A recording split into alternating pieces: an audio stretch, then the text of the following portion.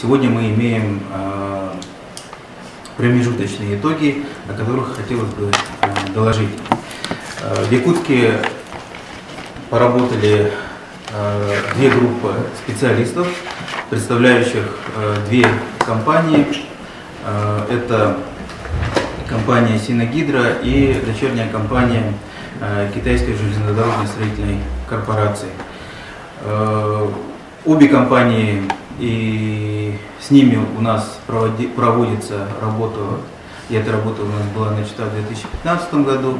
И основная, конечно, тема изначально это реализация проекта по строительству мостового перехода на условиях частной концессионной инициативы. Те параметры, которые фиксированы были в рамках предыдущего конкурса, мы со всеми инвесторами также работаем в этих же параметрах. Я напомню, это проект реализуется на условиях со сроками 6 плюс 8, то есть 6 лет это 2 года этап проектирования, 4 года этап строительства и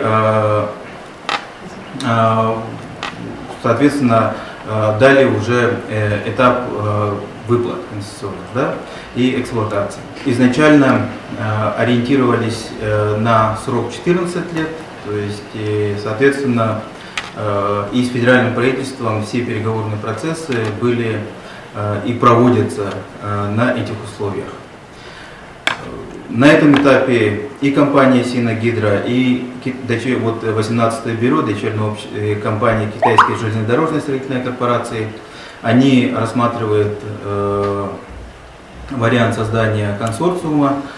Предварительно уже ведутся работы Синагидро с российской компанией «Вектор». Это подписанный документ уже между ними есть о создании консорциума. Ну, понятно и безусловно то, что необходимо еще и финансовое обеспечение реализации этого проекта с их стороны.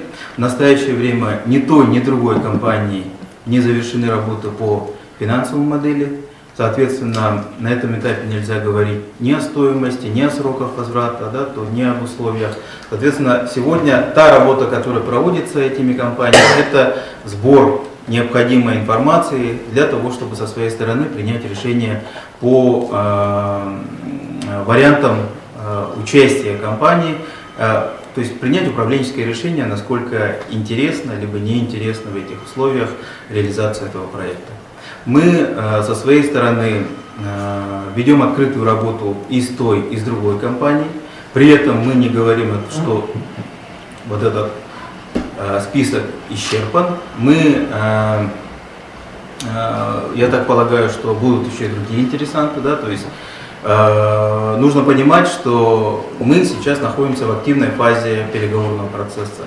И, конечно, в ходе этого переговорного процесса, и опять же объективно, это понятно, часть компаний, некоторые компании будут отказываться, и это нормальная практика переговорного процесса, когда условия либо масштабы проекта не будут устраивать ту или иную компанию.